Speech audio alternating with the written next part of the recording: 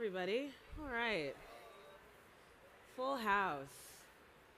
And can everyone see for anyone who needs? All right. I'm going to be over here. Can you see me okay from here? Okay. All right. Hey, everybody. Welcome. Welcome. Raise your hand if this is the first time you're visiting the Talking Circle. All right. I love it. Fresh audience. So I'm going to reset the room. But I will say welcome. I'm sorry if my back is to you. So, this is the Talking Circle, and my name is Erica Chitty. I am the SVP of Brand and Editorial Content for Unbothered. For those that don't know, Unbothered is a sister brand to Essence. It's been around for, I think, almost a decade, and it's really focused on helping Black women feel seen, feel heard, feel celebrated, especially as it relates to entertainment and culture. But in February, I got brought on to help evolve the brand from entertainment and culture to well-being and culture, because we need to be learning more about how we take care of ourselves and how we take care of our bodies. And so my background, 15 years in women's health, I like to say I've spent my life helping women tell the stories of their bodies to themselves, to each other, because if we can't talk about our bodies, we can't save our bodies, right? And so that's what today is really going to be about. Also, this Talking Circle shape that you're in is very much my baby. I really push to not have a traditional stage, but to have a place where women would automatically feel cozy and ready to lean in and talk, or admit something to themselves inside their bodies that maybe they haven't been able to. Because when's the last time you sat in a circle with people like this? It doesn't kindergarten. That's the second time today someone said that, and that's actually the feeling that we want to evoke in this room, is a childlike nature, a childlike curiosity, a childlike sense of safety as we move into this conversation. So I'm super excited to open this up. And so, a couple other quick circle rules. There's no speakers. There's no leaders. There's no hierarchy in this room. What we have are keepers. I will be one of your keepers, meaning that I'm just here to keep things flowing, make sure that you're comfortable, that you feel seen, you feel heard, you feel met. If you need a tissue, I'm going to grab you a tissue. And then we have anchors, which are these three beautiful women here who are going to root the conversation, bring their collective wisdom and expertise in. And then the third role in the circle is the circle, all of you. So we really want to hear from you. Feel free. We have a roving mic. I will come and bring it to you if you have a question, you have something you want to say. Because this conversation will probably give you something to say, and if not to say, to think about. So last thing I'm going to do is what we call the clearing. And what that does is it basically just sets the energy in the room. It says, I'm here, what's out there is out there, and what's in here is what I'm showing up for. So it's really easy. You just rub your hands together. Would you like to come inside if you're standing? Come inside. You're right here. You can just climb up on the rafter right there. Come on in. Yeah. Right over there. Vita, is there anybody else behind you? You good? Okay. And if more people come, just give them the directive. Just go to the risers. There's totally still space. Okay. Let's do it again. Okay, let's go. Really fast. Really, really, really fast. And then I'm going to count to 3. And on 3, we're just going to clap one time. So get ready. It's really simple. 1, 2, 3. Very good, actually. I'll pass it over to our anchors. Hi, everybody. So, I would love to know who's in the room today. So, raise your hand if you've ever had any issues with your period, whether it was pain, whether it just didn't show up at all. I'd also like to know if anyone here has ever dealt with fibroids, whether in the past, currently, or you're trying to figure that out. Okay, so you guys are all in the right room today because we have two amazing experts. We have Dr. Chambers, AKA the period doctor. Hello, everyone. Good to see you again. OBGYN, author, and speaker. Thank you. And we also have Sateria, who is the founder and the CEO of the Fibroid Foundation. Hello, it's so Yes. good to see you all. Thank you for being here. Yes. So I'll let them take it away. I really want you guys to anchor this talk, tell your story, and I'm just here to learn. So thank you so much. I'm happy to just lean in. One, I just want to commend you all for walking over here and gathering in an area where you can lean in and lean into your experience and hopefully get the support and education and encouragement and just back rub or whatever you need. I truly believe we need to be creating more safe spaces like these that are intentional. People tell me all the time, you are so niche. I'm like, but I am so needed. And that is the problem. Things that are needed, they categorize as niche. But I center Black women in your lived experiences, and I care deeply about it. And so I want to thank you and honor you for letting me be in this space with you as a Black woman who menstruates as well, who has had her own health battles. I want you to see me as someone who sees you fully and is grateful to be in this room. So, seeing all of you here today is the absolute favorite part of my job. Being able to talk with you and hear your stories and help. I really always want to help people to elevate above a challenging situation. And if you've had challenges with fibroids, I've been where you are. I made a complete career change because life brought to my doorstep 4 fibroid surgeries. And I did not realize the impact. I thought I was by myself.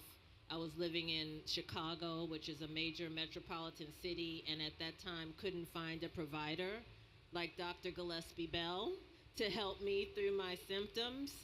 And I really just launched this journey, which now has reached over 180 countries. So we have chapters set up, which I hope you all will consider joining so that you can reach the women and menstruators in your community who need assistance and information. The Southeast is more prone to having providers recommend hysterectomy. So where we are right now. And I want to applaud the fellas. Anyone without a uterus, we need you in this conversation. Yes. We need you to talk to your friends about it so that they can support their partners and sisters and mothers through this journey. So we're looking forward to really, being an anchor for you today to help you with any questions you may have and to help you feel comfortable about advocating for yourself and your health because you're the expert in your body. You know your body, you know what's typical, you know what's not, and you also, and this is really important, you know what is a priority for you in terms of you feeling better and what, if anything, you'd like to see change. And so we're here to help you find the language and the tools to vocalize that if you need it. Some people don't, but to help you have a better outcome and to thrive. I really want us to all go from suffering to thriving. And I found that in my advocacy walk, when I was sitting in a research meeting and I was hemorrhaging, I was far less equipped to really advocate for the community than when those symptoms had ended for me. I had a lot more bandwidth. So I'm happy to have the bandwidth for all of you today to help you to advocate and find the solutions that you need and get past this. I'll give one quick example. There was a woman in Kentucky. It was the week before Christmas. She had been to 3 doctors who told her to have a hysterectomy. Her fibroid mass was the size of a basketball. And we got on the phone and found her a provider who was able to remove her fibroids and keep her uterus intact. And we did that over the Christmas holiday. Excellent. So, thank you. Yes. That's why we're here. And so I'll turn it back over to you. So I'd like to get you all talking. I want to know if anyone has a story, a period story, that they'd like to share with us. It can be anything. whatever is on your heart. Yes, Queen. You look like the sunrise. You look well. Thank you. I mean, how deep are we going with the period story? As deep as you want to go. Is This it? deep. Okay. So, ooh, it's like as soon as you get the microphone, it makes you want to like That's okay. release it. So, I'll never forget when at postpartum, I had hormonal shifts in my body. Yes. I developed estrogen dominance before I even knew what that was. And I was on a double date with my husband. And while I was sitting at the table wearing the biggest pad I could find and a tampon, I started gushing blood and bleeding through my clothes. And I was so shamed that I didn't want to alarm anybody, right? Because there's so much stigma around it.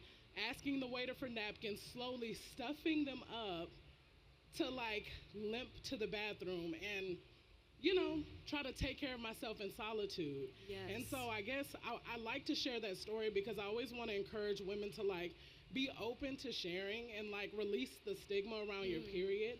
But because I moved in shame for so long, I ended up getting 2 blood transfusions to save my life because I just thought, oh, I have an extra heavy period. Nothing's wrong with me. But there was a lot that was wrong. So, yeah, that's my Thank period you. story. Oh Thank my you for goodness. Thank you sharing for that. sharing it. Has anyone else felt shame regarding their period? Has anyone else felt that themselves in this room? I want to just hold space for that. And I want to share a piece. My mother told me when I started my period, my mom passed away, the best mother I could have had, but I could have had better period education. She told me, no one should know when you're on your period. And I just remember being like, what? Like, what does that mean? And I think many of us carry the guidance from prior generations that your period is your personal responsibility. And if you can't handle that period, maybe that looks like or speaks to a failure on your part. And I want to release us all from that. That it's okay to talk about your period, that sharing that period story was a good thing, and a problem shared is a problem halved, right? But also that shame keeps us stuck, right? It makes it so that we're getting blood transfusions instead of maybe taking some iron supplements or things that would have been earlier and more appropriate. So anyway, I want to hold space for that, but that shame didn't come from nowhere, right? It has come from generational kind of lessons that we have to break free from. So thank you for sharing. Yeah. And release is such a beautiful word. And I'm so happy for you, and it touches me as well. And you touched on a really important factor, which is anemia. I didn't understand anemia. We're not medical professionals, and most women and menstruators do not know what anemia is broadly, the definition, and for themselves personally. And anemia is when your hemoglobin level, which is your blood count, it's normally in the 12 to 13 range. There are some women, mine got as low as 5.6. Five? So, yeah. Is that the lowest? Yeah. So, and some women are walking around. It's unbelievable what our bodies carry, and it can be very dangerous, life-threatening. And I was at a doctor's office, and he said, "Did you drive to the appointment?" And I thought, why is he asking me that question? And he said, "I'm afraid that you might pass out behind the wheel driving home." And that was the first time that I understood what anemia really, really meant for me personally and how it could impact my day-to-day existence. And so, and I've met women in spaces where they're like, oh, I have to be careful bending down and standing up. If you have, usually for me, it was like when my hemoglobin got between 9 and 10, that's when I was waking up in the morning and slowly getting out of bed. When we start making those types of adjustments or feel lightheaded or see stars, that's one of the first things I ask our community members is, what's your hemoglobin level? Do you know what it is? Because it can be an emergency issue. And there's so many people I've told, go to the emergency room right now. And I'll say this, I know I'm talking a lot, but it's important. When you get to the emergency room, Dr. Gillespie Bell, let me know if I'm right on this, but I usually say try to work with your emergency room physician to get a blood count and not have to endure a pelvic exam while you're hemorrhaging. Is that? Yes, absolutely. If you already have the signs, you have the symptoms, even if your hemoglobin is a little bit higher, you need a blood transfusion. A pelvic exam is not going to tell us anything, so you don't have to have that, but definitely that blood transfusion. Thank you. And then another thing is the physicians in the emergency room don't do pelvic exams that much. And so you would be in agony and hemorrhaging. So if you've experienced that, just hopefully this is freeing you from having a terrible experience if, heaven forbid, you have to be transfused. Thank you for sharing that. Thank you. We have another story. I just wanted to thank you all so much. I was at the panel earlier, and it was just so insightful and interesting. And again, being able to see across the board from a brand side, from a retailer side, from an educational side, what advancements are happening in the work that you're all doing. So thank you for that. One piece that you touched on that I really think is also important, especially as someone who might be a little bit younger in the room, is the intergenerational conversations needing to happen more. Yes. I'm blessed that my mom is a nurse, so we had a lot of conversations, I think, early on, but now that I'm getting older, in my late 20s, almost 30s, there's not a lot of conversations about like the next phase and preparing for that. So it's like, hearing about menopause or postpartum, what does that look like, even though right now in this phase of my life, I might, only be experiencing my menstrual cycle, knowing more about what's to be expected or how I can, improve my health to make sure that that's a smoother transition. I wish more of those conversations were happening. So it's good to see a range of people in the room from different ages and stages, because I think, again, like you spoke about, the only way we're going to understand and grow as a community is if we have conversations openly and can hear someone else's perspective to learn from, to bring into your own. So just wanted to say, I really think that piece is important, and I hope that, like, women, tell your daughters, daughters, talk to your moms, ask them about their experiences, and then even just asking questions so you know your own health history in order to make sure that you're informed and taking care of yourself. Yes. Oh, that's so good. Thank you for sharing that. I'll just kind of lean into that. So I mentioned this on stage, and I don't know that people always understand what that means. I'm a board-certified OBGYN, but I specialize in pediatric and adolescent gynecology. And folks say, well, what you doing there, right?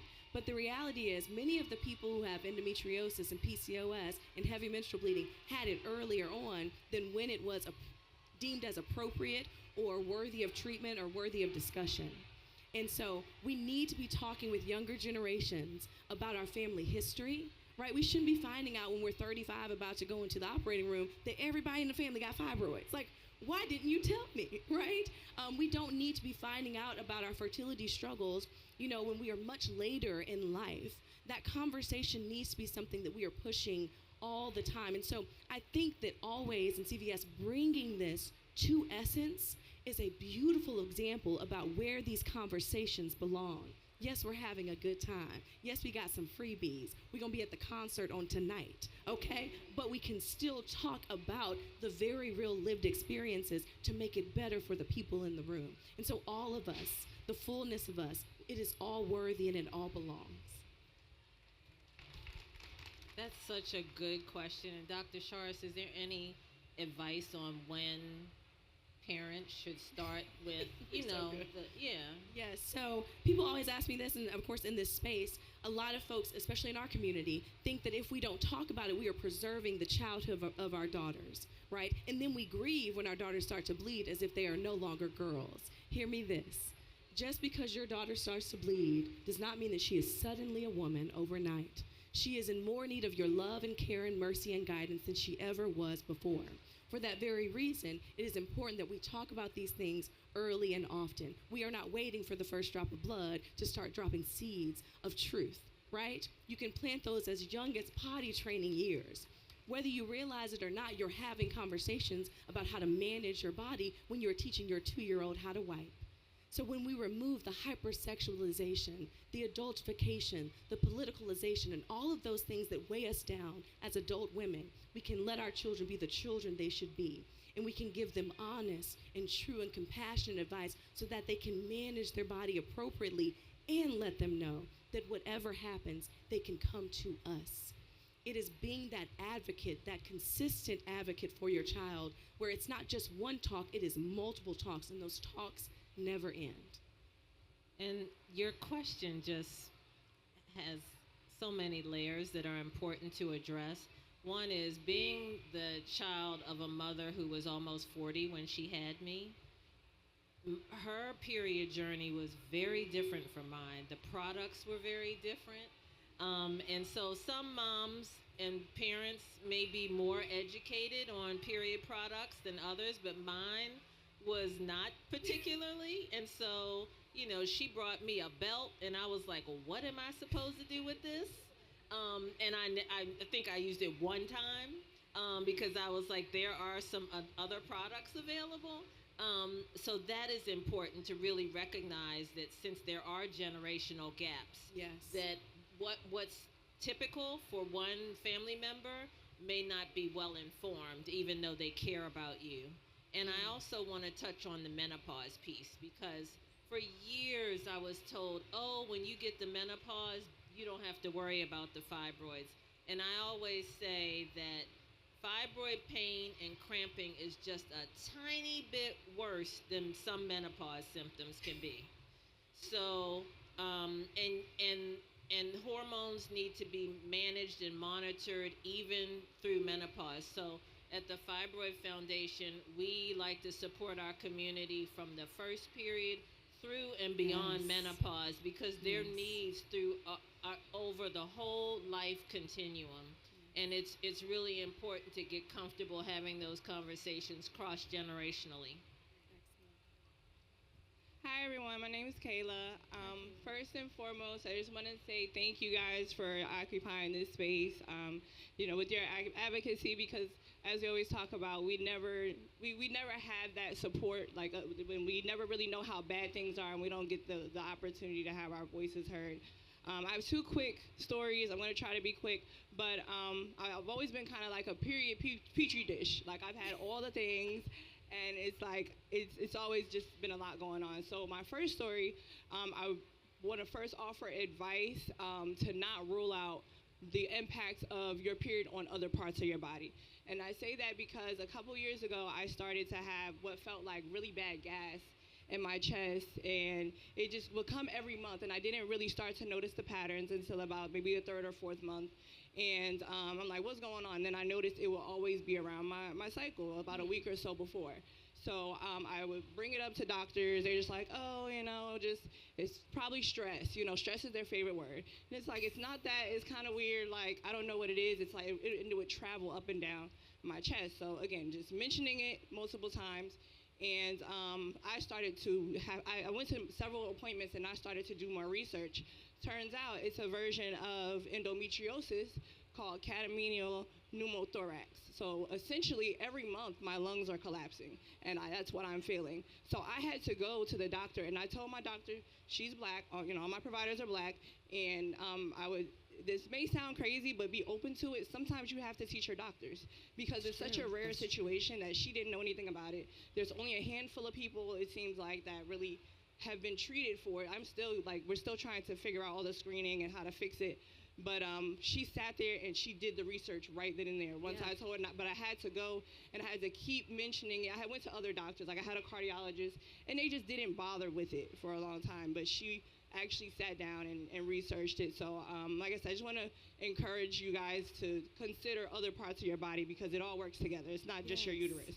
And then on the second story, I had a cyst. So this was when I was in college, and I naturally get really bad cycles. But during this certain stretch of months, it was like back to back. I went to the ER 3 months in a row.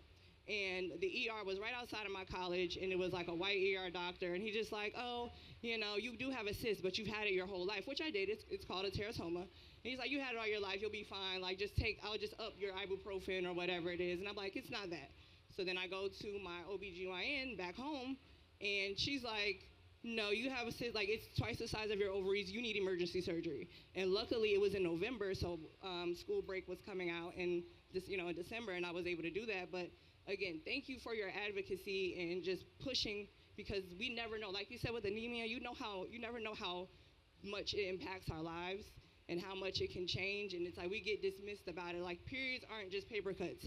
And it seems like everyone outside of us thinks so. And it's like we're being dramatic, but we're not. So just letting you guys know it's a very wild world out there beyond the regulars. Oh, Kayla, So. thank you so much for sharing that. Let's clap it up. Anybody else in the room have any experience with endometriosis, just by show of hands? Yeah. Yeah, really quickly, I just want to just define endometriosis. So endometriosis is a chronic inflammatory condition that's estrogen dependent, and it is systemic. We used to think it was gynecological in nature, and we used to call it that. And many people, patient advocates with endometriosis, said, y'all have it wrong because of Kayla's story, because of knowing how it could affect the lungs, even be in the brain. As gynecologists, if we are only looking in your pelvis, we are not looking in the right spot. And so I want to hold space for that as a gynecologist who hears patient stories, that we don't always get it right. And it is your persistence that shouldn't be necessary, but that is, and a lot of times, with a doctor who looks like you, who values you, but it's just something really rare that can mean the difference. And so you are not being dramatic. Let's stop telling our daughters that they are being dramatic. Let's stop telling our friends they are being dramatic. Let's hold space for women being heard the first time. Thank you for sharing your stories. There's so many young people who have horrific cramps. And I know when I was in grade school and high school, my teachers, some of them didn't believe me. But now that I work in this space, the physicians that we work with have shared that it's normal sometimes. No, I won't say normal, but it's common. Thank you. For young women who have just started their periods to have horrific cramping. And so we can't dismiss the younger generation. It is so incredibly important. And your comment on teaching your doctors, when I had my third surgery, which was an open myomectomy, it was a journey for me and my doctor. He was very skilled, but he had never had a patient that really wanted to talk with him, to collaborate, to exercise shared decision making, to find a solution. He's now on our medical advisory board, but there were so many things that I, as a patient, could help inform the journey, from what the medicine did to my body, what medicines were prescribed after the first medicine, to manage that medicine, to manage that medicine, to manage that one, so that by the time I came out of surgery, I was on 7 medications, and it just kind of snowballed. And I was in the hospital, and I'd asked the nurse, I said, I haven't seen him today to round, and she said, he's coming to see you last because he knows you'll have a lot of questions. And that made me laugh. I thought that was funny, but we still stay in touch, and now he does volunteer fibroid surgeries around the world, because he said he realized that even though he knew how to do the surgery, he didn't fully understand the patient journey. So it's been eye-opening, to say the least. So teach your doctors. Okay. So. No. Hi, ladies. So I just wanted to chime in and say that I'm over here now. I've been moving all over the place. I'm here. This conversation is so incredible and so important. We have about 5 minutes left, so I want to just share that. I know we have another question, but probably after that we'll have to bring the circle to a close, but wanted to just share that. So I'll keep it brief. I just wanted to, again, reflect on the importance of this space. I'm a doctor myself, but then going through the journey and the amount that I had to advocate for myself, sometimes you feel like, speak louder. Okay. Can you hear me better now? Yes. Okay. All right. So I just wanted to say thank you so much for this space. It is so important. I'm a doctor myself, but I know the hurdles that I had to jump through before I could get a myomectomy. I think initially even being encouraged to just kind of live with the symptoms, going up against healthcare, the insurance system, right? Because they're, to some degree, depending on what your plan is, incentivized not to operate, right? And so that comes in the form of playing down, what your options are not, or being limited in what they're presenting.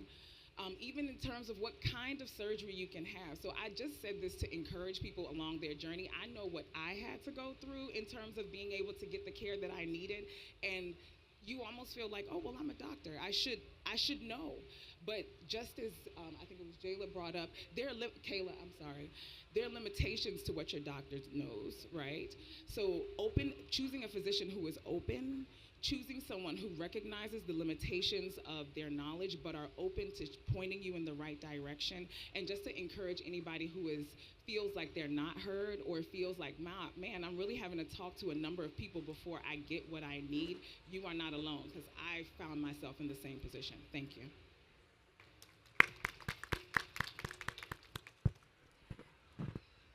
Thank you all so much. Thank you for everyone who shared their story. Thank you all for joining us, for just sitting and thinking. I feel more inspired. Thank you guys for sharing your knowledge. And I feel a little bit more liberated and free just to know that there is no shame in talking about our body and something that is so natural. So I really appreciate that. Thank you all for being here. And Erica, do you want to close us out? I will. Thank you again for joining us in the talking circle and for just sharing what was on your heart. For some of you that maybe weren't here when we started, we love to close our circles with a clearing. It's important, especially when we start. Go for it. Let's go. That's exactly right. Just to move the energy that we just all poured in together. And also remembering what was said here stays here unless it helps someone in your life. So let's move it really fast. I'm going to count to 3. And when I get to 3, we're all going to clap one time. 1, 2, 3. Thank you.